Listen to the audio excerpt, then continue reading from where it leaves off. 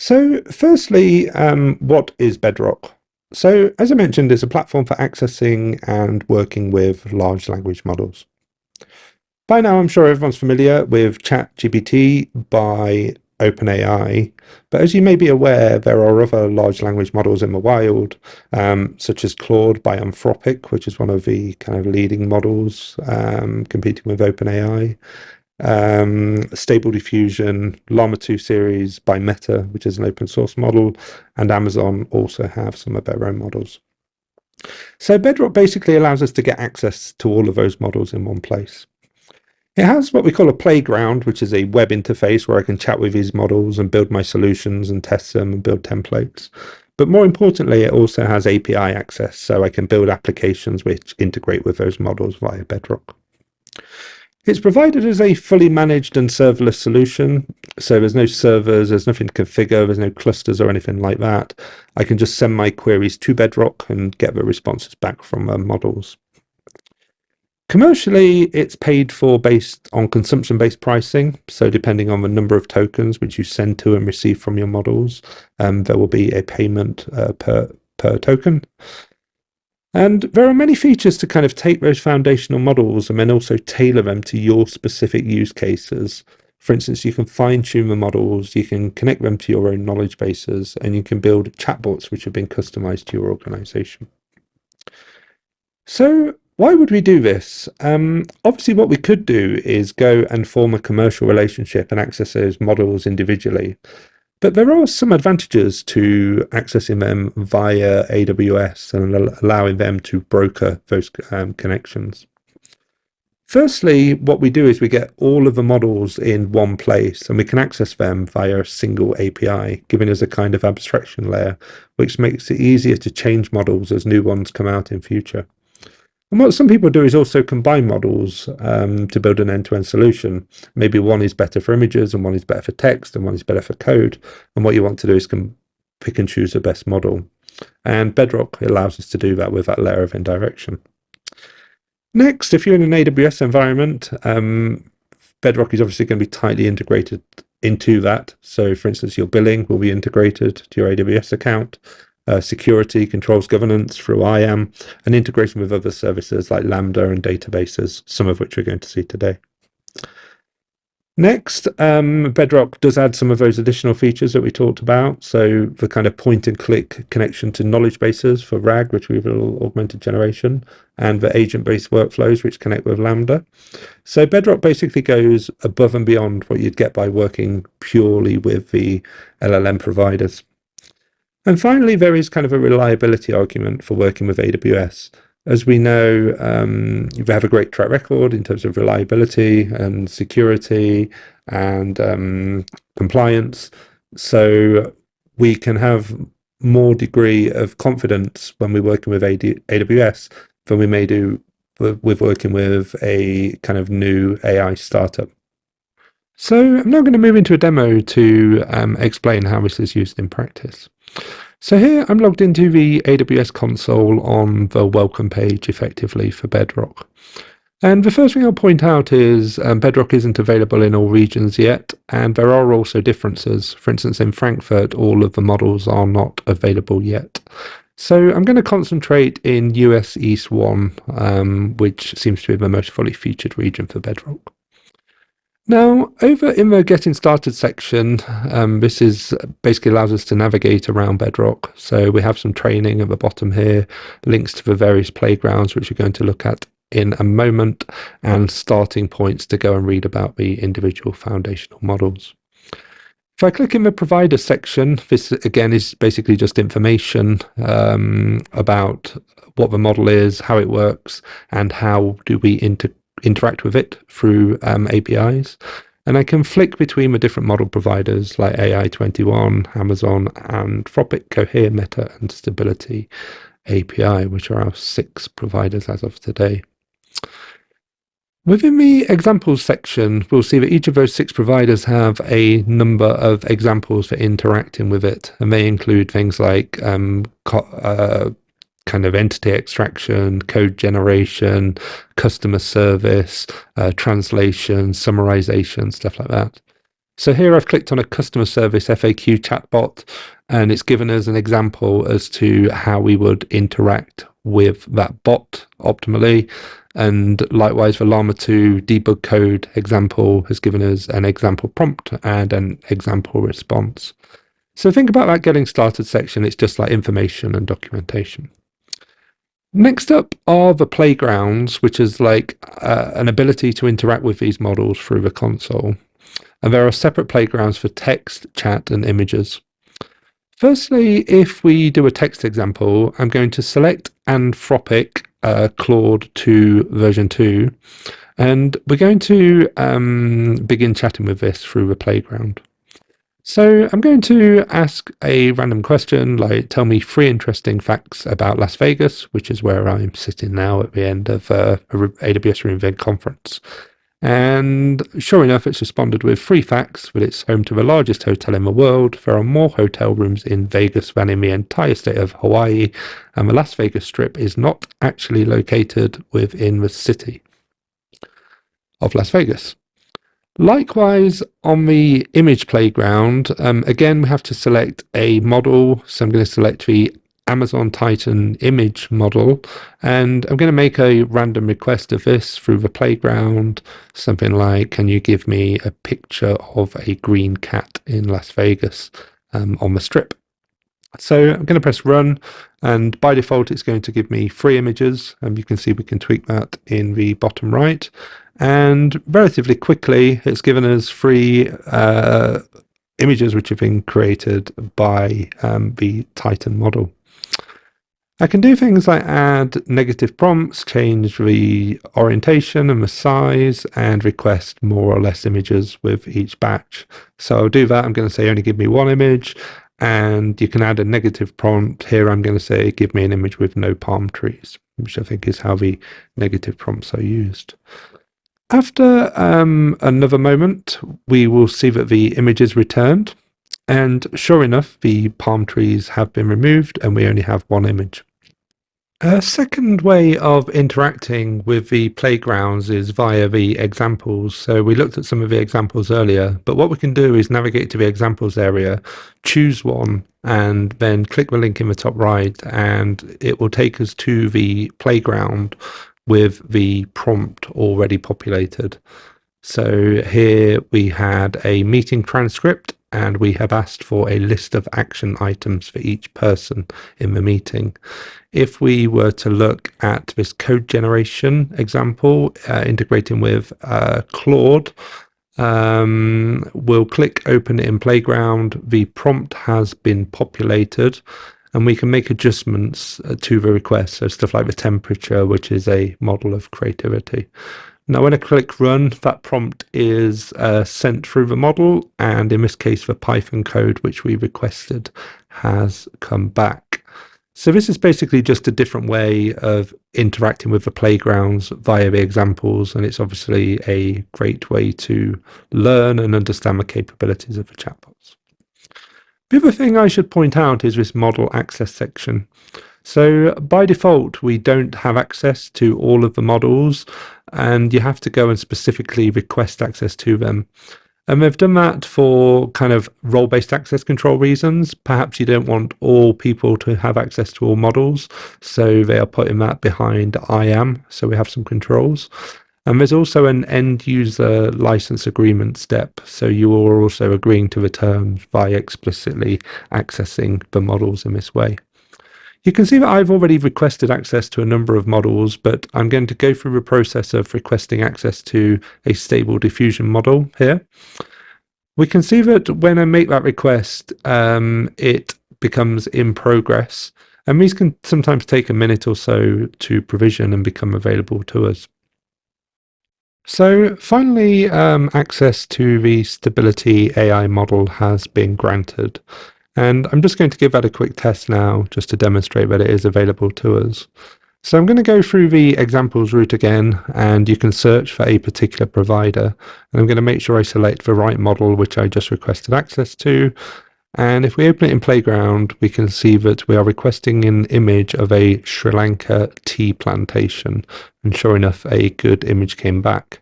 If I make a tweak to that, such as requesting the same image but at night, then we can see that the image is created. I'm not sure if that counts at night, it's more like dusk, but you can see that it had an attempt at doing the right thing.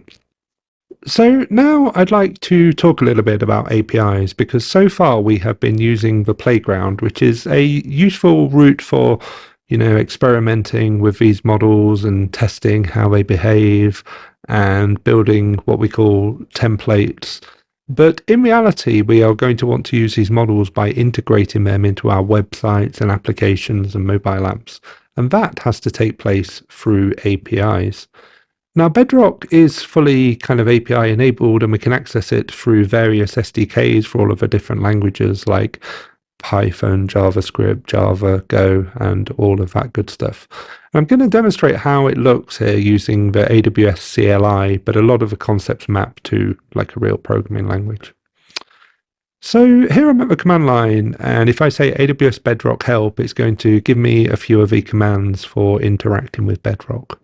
And if I was to choose one of these, for instance, list foundation and models, I can say AWS Bedrock list foundation models, and I will get the data back. And obviously I've had to configure my AWS CLI command properly with access keys in order to do this.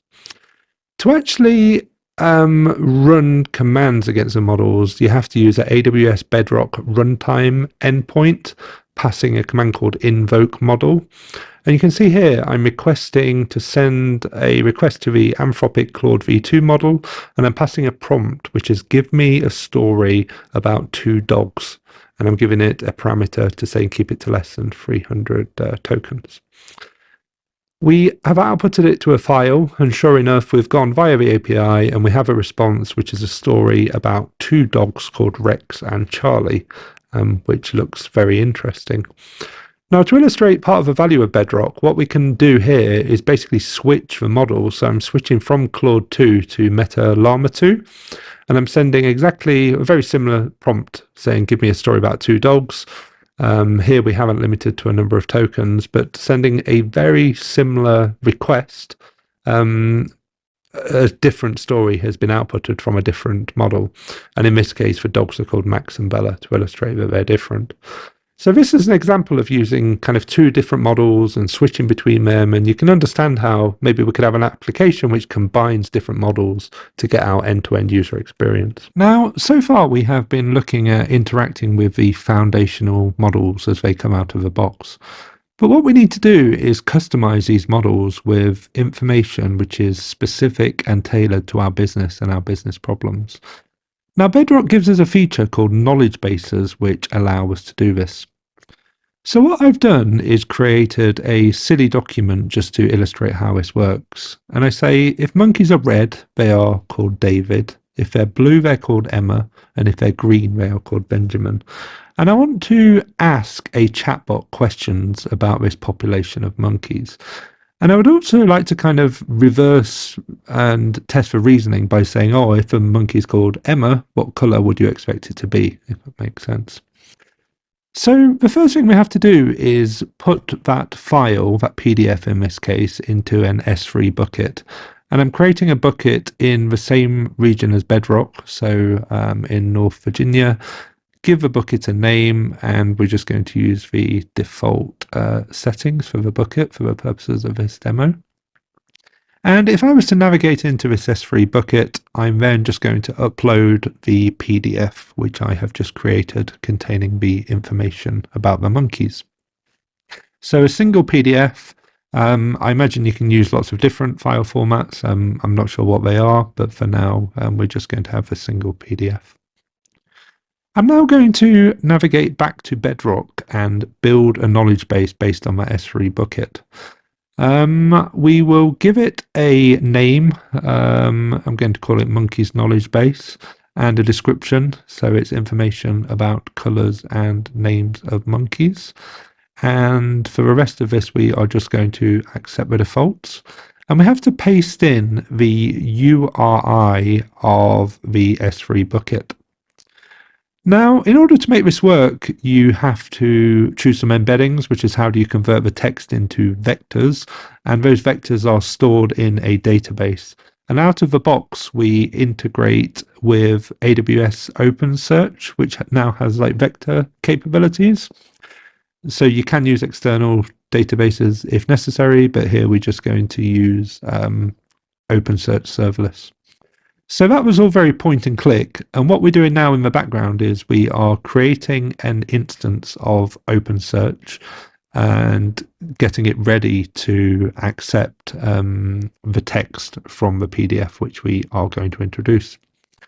If I go to view collections, we can see that there was one old one from a previous run of this demo, and the new one, which we have just requested, is being created now.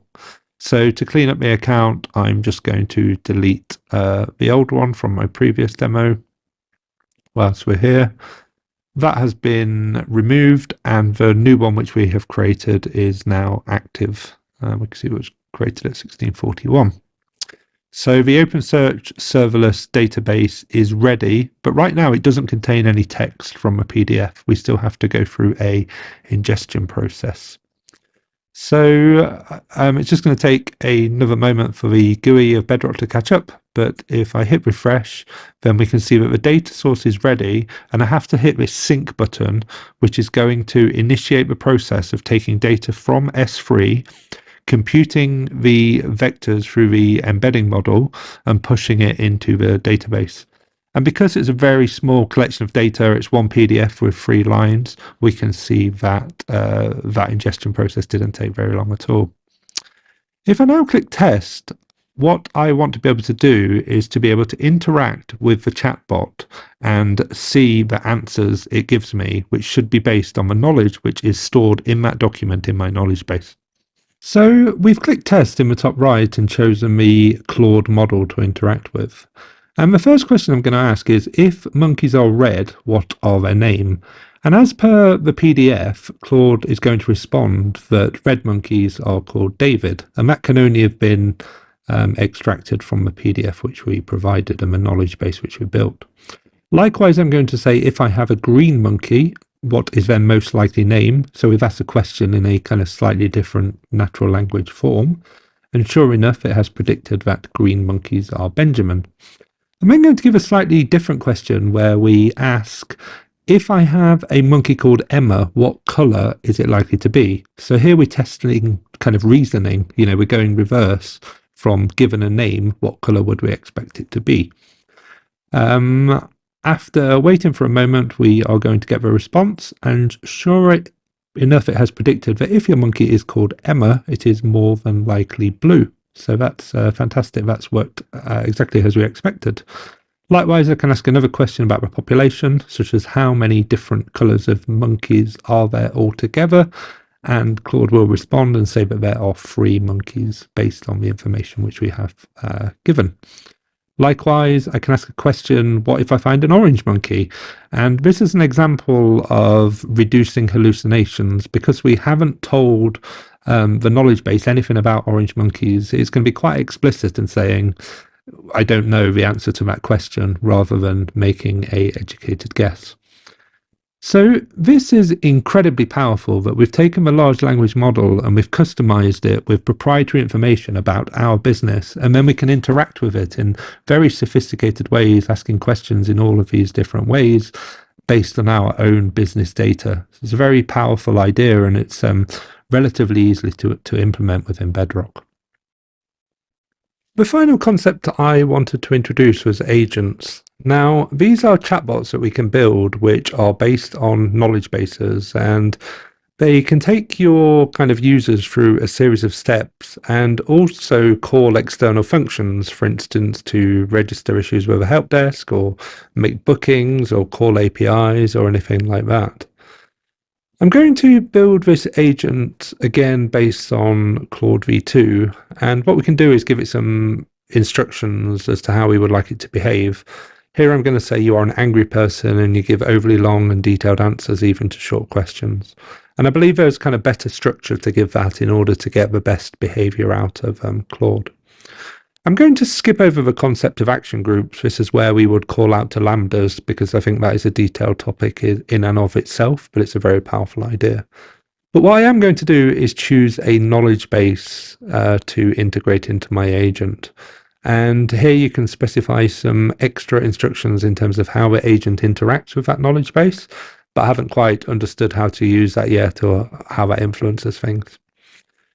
But effectively, it only takes a few clicks to create this agent. You can imagine it'd be a bit more complex if you are integrating lambdas and API calls, but the core agent is actually quite simple.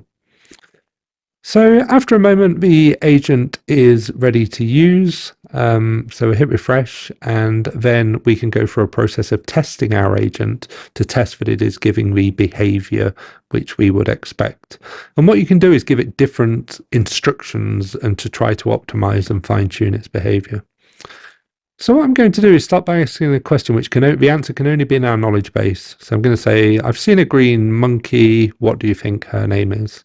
And the agent is going to respond to me explaining that it thinks her name is Benjamin, I think, as per the PDF.